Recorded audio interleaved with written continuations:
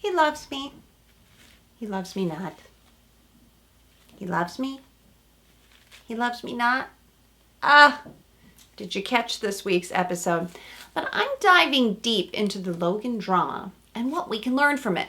Don't forget to subscribe to my channel for psychological insights about what you can learn from watching The Bachelorette, because I promise you, you will feel smarter at the end of this episode.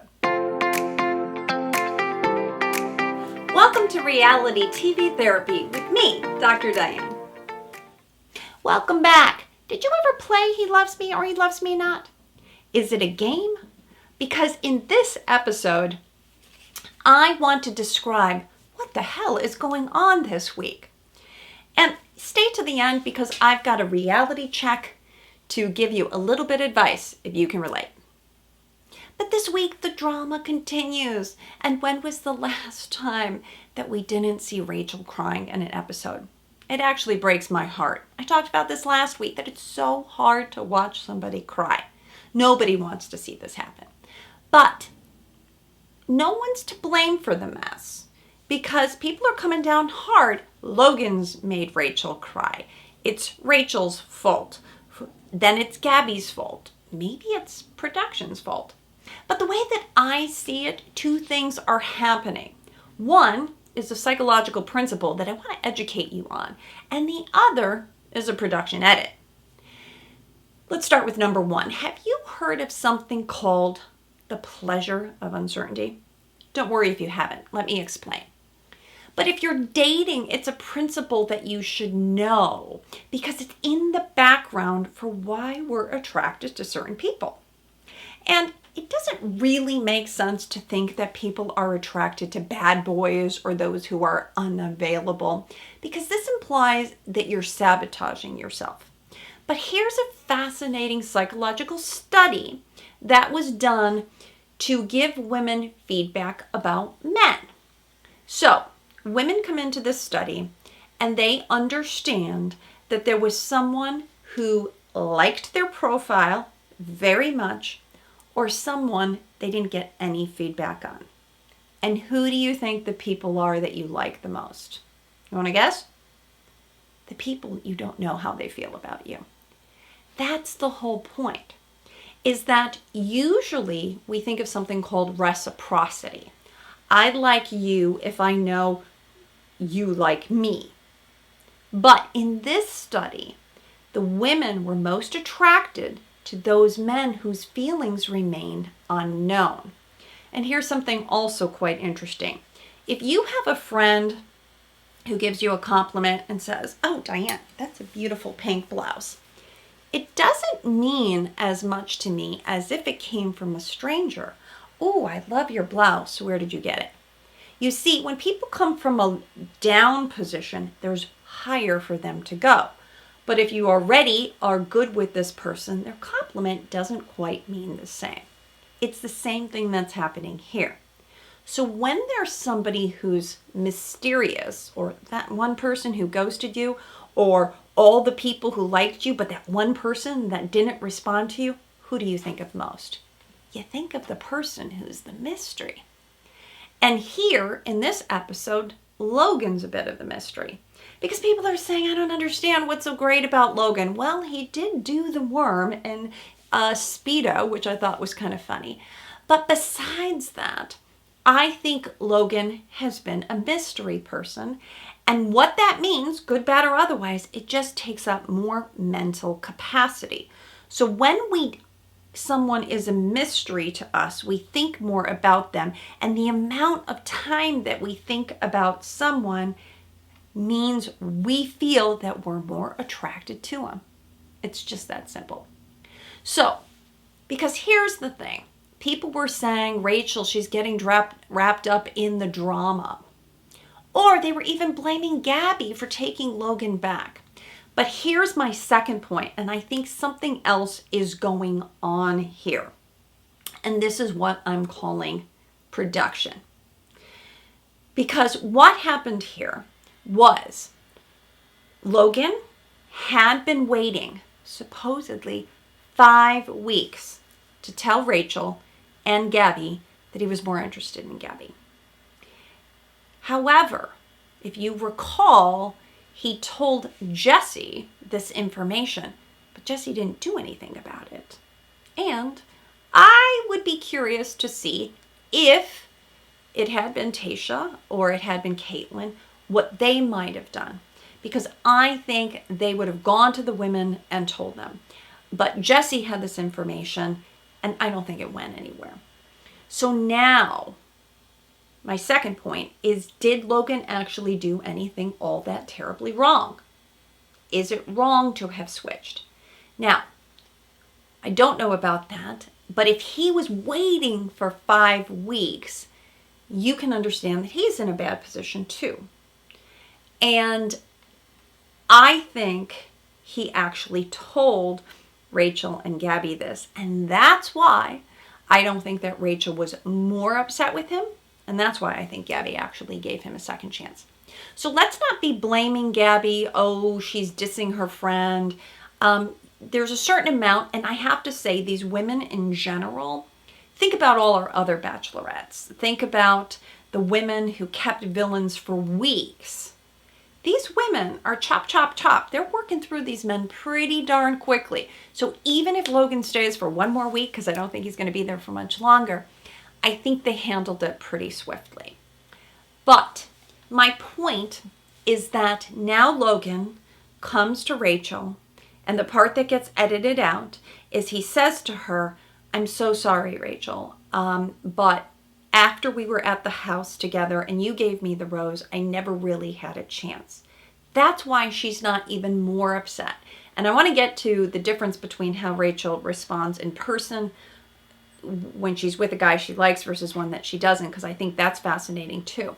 But then I think Logan goes to Gabby and says, by the way, I've felt this way for 5 weeks and I haven't had a chance to come talk to you. And that's why I think Gabby gives him a second chance.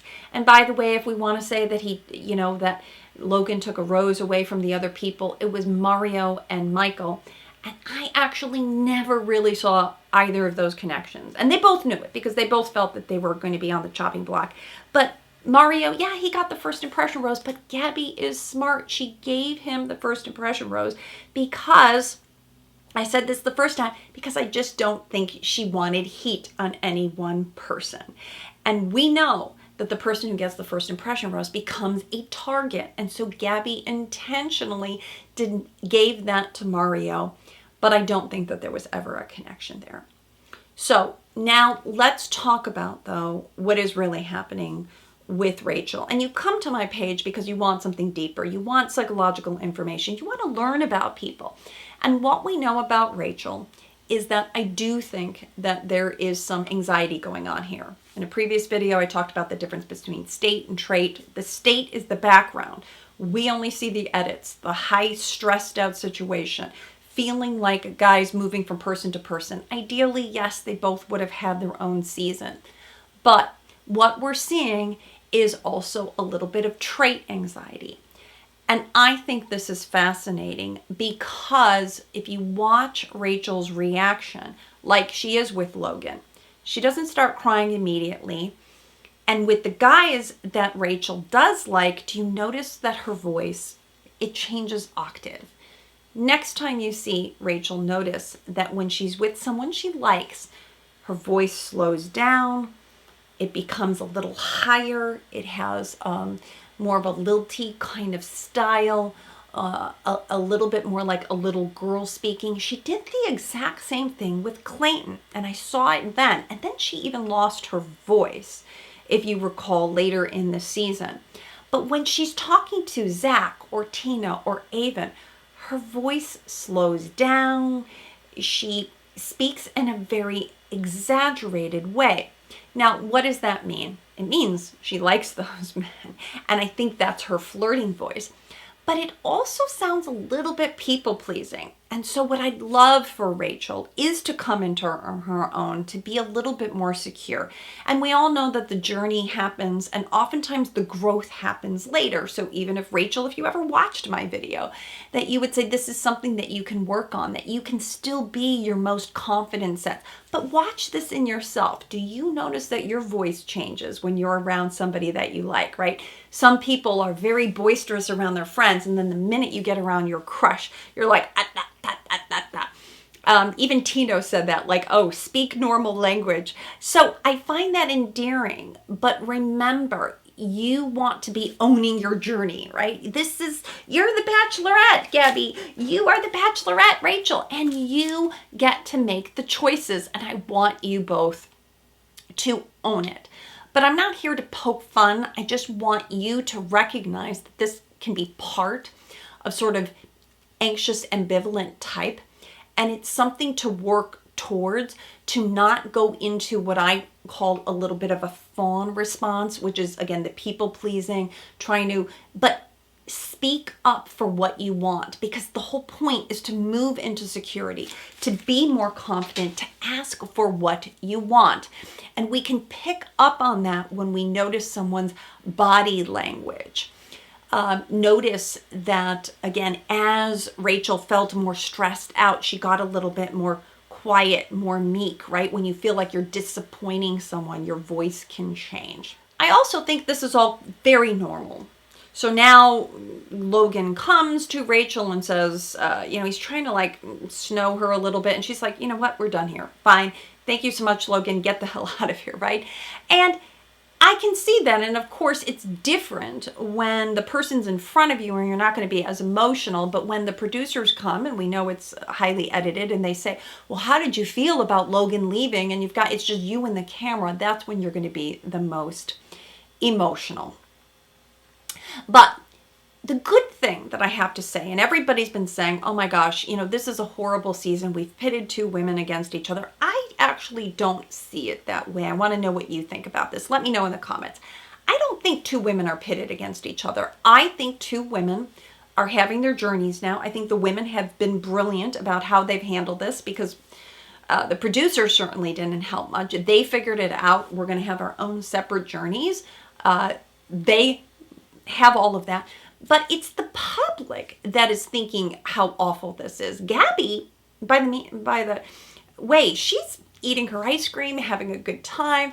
She's talking about what a wonderful journey this is. It's that Rachel is thinking that she's being rejected. It's her mindset. She's feeling abandoned. She's thinking this is humiliating. She uses those words, and that's what trips her up. But it is an opportunity to see two women handling it slightly different. And what I'd love for Rachel is not only to be more confident, but to be a little bit more relaxed and to say, you know what, Logan, he's out of here.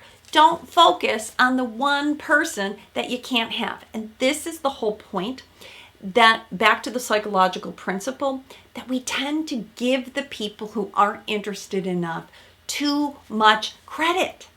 We don't focus on the people who are responding to our profiles, but the people who aren't. And that is a brilliant lesson to learn for you. So given that, there are issues with production, no doubt, right? The problem is we're 2 weeks away from hometowns, and we don't feel like we really get to know these men because the one-on-ones happen so fast. We've got 2 one-on-ones when typically we would have 2 one-on-ones per session, and it is moving entirely fast. And the viewers, it's a little bit unsatisfying because you don't get to know the bachelorettes, much less the bachelors. And according to a quote from Michelle Young, it's a lot, right? It is a lot. But let me land this plane and talk about the highlights that I saw in this episode too, because there was lots of positive things too.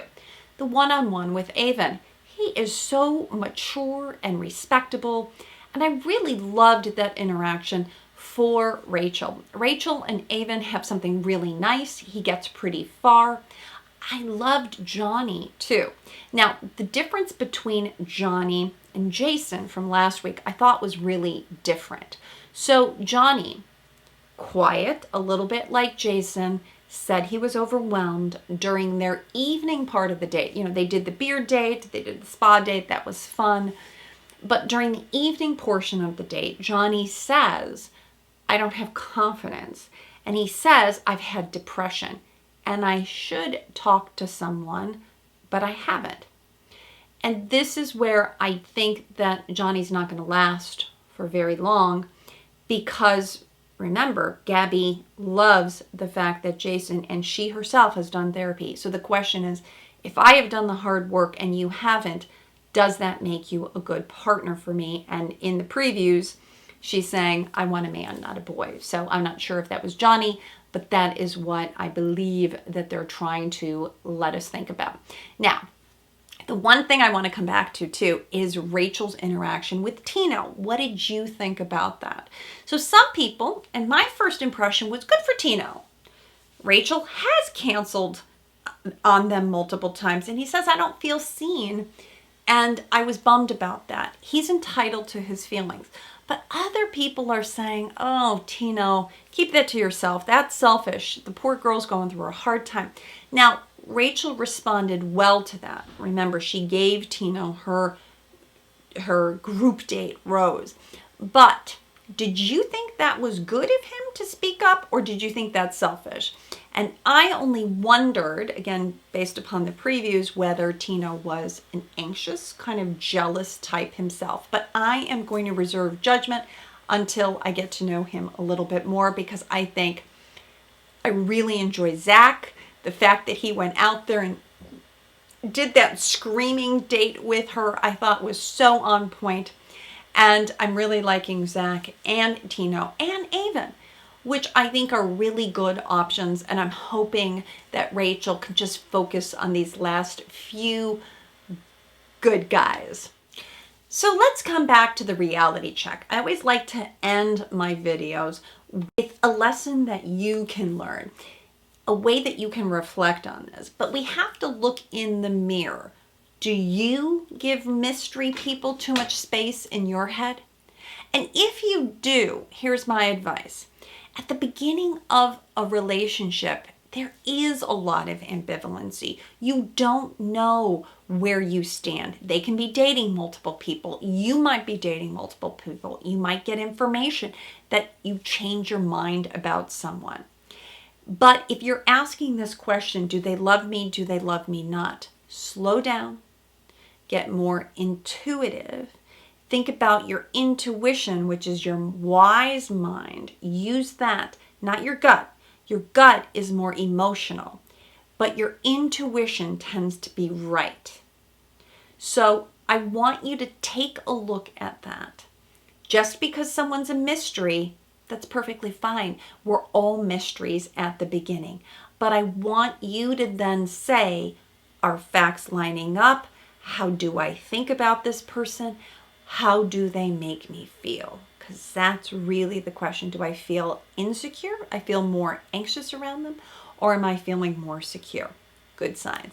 All right, stay tuned for next week, because we're going to get to hometowns, my favorite time. And then I'm really hoping we have a happy ending for both Rachel and Gabby more soon.